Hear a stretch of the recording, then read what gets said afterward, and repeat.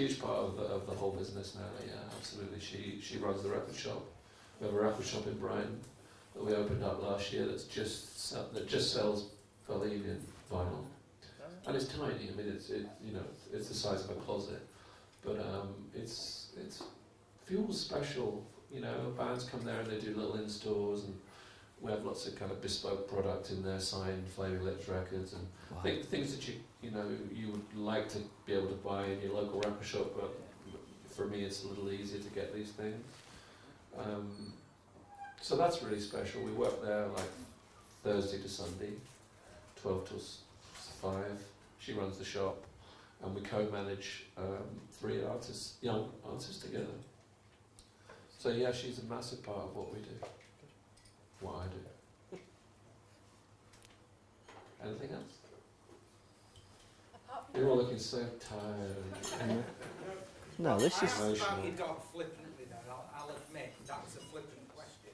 But there's something I want to ask you, is that I knew I was coming to this when Chris told me about it, and I was very excited, because let me explain to you that when I remember hearing the first Cocteau Twins album, and my mate rang me up from school and he went, did you listen to John Peel last night? And I went, don't even say it. And we ended up there's a lot of people in this room who worked in Jumbo Records, which is a record shop in Leeds.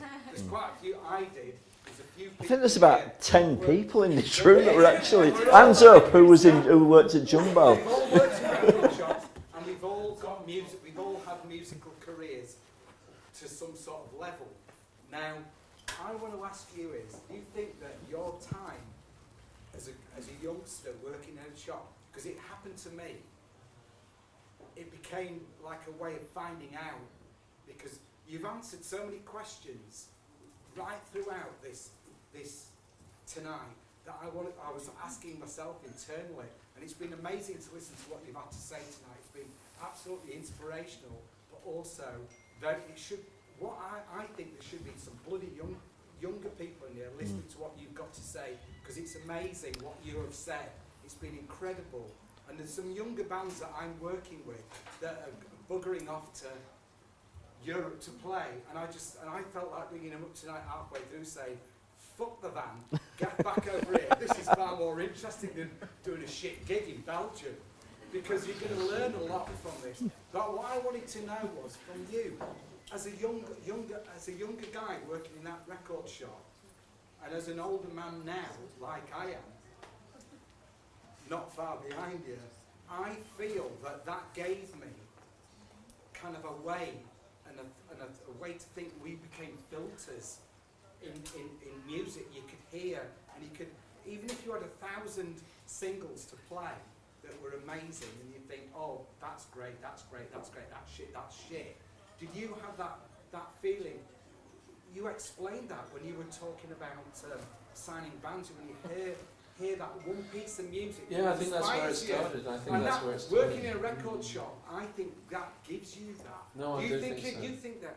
No, I definitely do. Thank you very much for those very sweet things you said. I think the John Peel thing is also really worth just talking about as well, because if you are a youngster now, there isn't that. We haven't got it. There isn't that outlet. And I have to say that John Peel is one of the most important people in my musical upbringing. No doubt about it, because I mean, even at school, every night under the pillow, listening to the radio. I recorded pretty much every show. I've still got the cassettes of like the Associates session. The Associates one of my all-time favourite bands. I'd have never heard of them probably had it been not for John Peel, and hearing tracks that they did Secession for him, like that track Australia. It never even come out, I don't think. It's one of the best songs ever. That stuff doesn't. I mean, you've got Mark Riley, who's wonderful. You've got Lamac, and there's people really trying hard to do their bit. And I'm conscious not to be like, oh, it was all so much better in the old days. But I think the record shop thing, I still think it's super important. The record shop is the most important place in this whole chain of music, because okay, yeah, you make the record, and then people are supposed to buy it, but how do you buy it? Because when I went into that record shop, and I went into Small Wonder in Wimbledon Village when I was a kid, if you're met with a stony face or an unwelcome glare, it's unlikely as a young person that you're going to stay very long. And I know from my own experience, I don't sit in my shop with my phone on, just staring at my emails, because I know that if I walk past this window and if I saw someone else doing that, I think wanker, and then I think, like, well, he's going to be absolutely no interest to talk to at all. So I actually did learn some good things from working at Our Price, but only up to a point, because then it became super corporate. They changed at one point. Our Price was awesome for a while, but then they had I became an assistant manager. I became a manager there, and then got demoted to assistant manager because I made some awful faux pas involving Phil Collins records, which I won't. I don't know, which is actually really great, but I don't think I'll have time for it. But anyway, the good point of Our Price. Do you want to know the Phil Collins story? You'll just It is very funny. Yeah. Oh, all right. I'll tell you. So I was managing this the Charing Cross Road branch of Our Price, and Phil Collins' No Jacket Required. No Jacket Required was the #1 record at the time. Now, the Charing Cross Our Price record shop was next to Foyle's in that little sort of section, and in the basement was a huge area where they used to prepare the opening of other West End shops. So like the Tottenham Court Road one, before it opened, they'd prepare it all downstairs in the Charing Cross Road shop, just to give you some context for what I'm about to reveal. So I'm there, everyone loves working in this shop. We're all having great fun, we're all great mates, and it doesn't feel like, having a boss. I'm like a very nice boss. And we're having a great time just hanging out. And the area manager comes in. I can't remember his name, but you know what I mean. Area managers look like, sort of annoying sort of irritants. And he came in and he, sort of going through everything, checking the numbers in the till were right, and checking all the browsers and whatnot. And he went over to the chart, because we had these orange browsers with the chart, 1 to 20, and he was like, there was a massive gaping hole where the #1 album Phil Collins was supposed to be, and he was like, so where's the Phil Collins record? I went, we haven't had any in, it's just not come in. He went, it's the #1 record, it's like, this is Our Price, we've got to have the number, tell me about it, I'm as upset about it as you are. So anyway, he kind of well, that's ridiculous, so we carry on walking around the shop, and then he goes downstairs to have a chat with whatever, and then there's this huge box from Polygram down at the bottom of the stairs with a sort of invoice on the top, and he sort of pulls it out, and it's 300 Phil Collins records for my shop, not the downstairs one. So he's like, oh, so what's this then? I'm like, oh shit, yeah, sorry about that then. And he basically demoted me on the spot.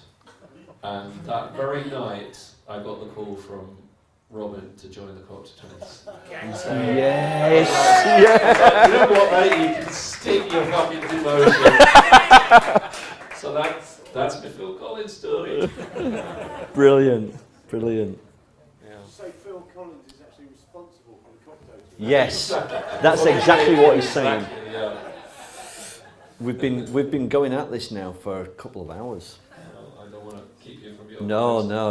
I will go on till the witching hour and beyond. Well, I mean, there's a lot of stories in there. I've been doing this a fucking long time, and I'm always happy to share stories and talk about things. And I think you need to come back again, don't you? On the release of your album, and have an album launch party here with you playing jazz bass. Yeah, just making the whole thing up as I go along. Yeah, how horrific would that be? That'd be great. Actually, no. I want to say a big thank you tonight to Luke over here. So we filmed these events and we put them up online. And Mark, who's an amazing guy who's shot all the footage before, couldn't be here tonight. So Luke has come on his birthday. to you. Happy birthday to you. Day, dear Lou. Happy birthday. Sorry for putting you through that excruciating thing, but thank you. Oh, and he's even got a little cake as well. Hey. He's going to blow it out and he's going to go, Simon Raymonde, #1 album. He's a dreamer. He's nothing but a dreamer. I can't wait to hear that record. I'm really curious about that. Yeah, me too. I think we need to probably go and have some food in a bit. Whatever's good for you guys. But thank you all for being patient, listening to me ramble on. As ever at this point when we do these, I do want to say that Simon has come and given his time for free for the MAP charity that we support. I'm a trustee of MAP, as is Joe, who's one of the owners here. We got involved in it a few years ago. And it's a charity that, for those of you who've not been here before, it supports vulnerable young people who are at risk of exclusion from mainstream education. The kids who typically are described as naughty kids, or kids who can't be in school because they kick off. We do arts and music courses and it turns kids' lives around. Simon's donated his time tonight for free, so I'd like to thank you for doing that. Thank you.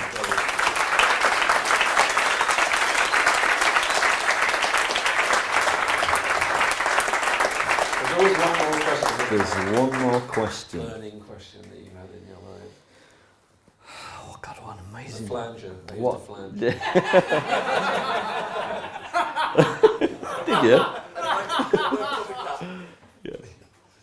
On a bass. On a bass, yeah, on a bass guitar, yeah. Amazing. What the hell was he thinking of? So, you've regaled us tonight with just an amazing tale. If you could go right back to being in that record store when you were a lad, and you had and knock a glass off the sorry, it happens. It's bad. And do it all again. Would you do anything differently? Do you think? Yeah, I mean, I think that when people say, "Oh, I have no regrets," you know, I think sometimes that's I don't know. I don't know. I would do things differently. Yeah, I think the regrets thing is an interesting one because you can't regret things that you've done in all honesty and with a good heart. Mm-hmm. But there's a few things that didn't work out so good that I would love to have another go at working out. But no, I think to have been in a band like that, that's more than enough for most people, to be honest. You know, we made some incredible music. I don't have any problem saying that. I don't mean that in a big-headed way. We've made some incredible music that is still enjoyed by people, new people, old people today, and that's a really wonderful thing to be able to have been part of. And I do think my part in it was significant, and I sometimes think that maybe in the past my role in it has maybe not been really no, we don't need to get into that. I'm very proud of it, and I don't think I would change too much, to be honest. I'm a very happy person, even though my face would sometimes tell you otherwise. I just have one of those faces. Well, I'd like to say to you that what you've done musically, both with the Cocteau Twins and with what you do with Bella Union, that has brought such richness to my life, and being able to share some of the things that you've done with my kids is an amazing thing. And I think, I'm not going to speak for everybody here, but I know that I speak for some people, that I think it's probably the same for quite a lot of people here. Speaking for everyone. Thank you very much, all of you. Simon, thank you. Simon Raymonde.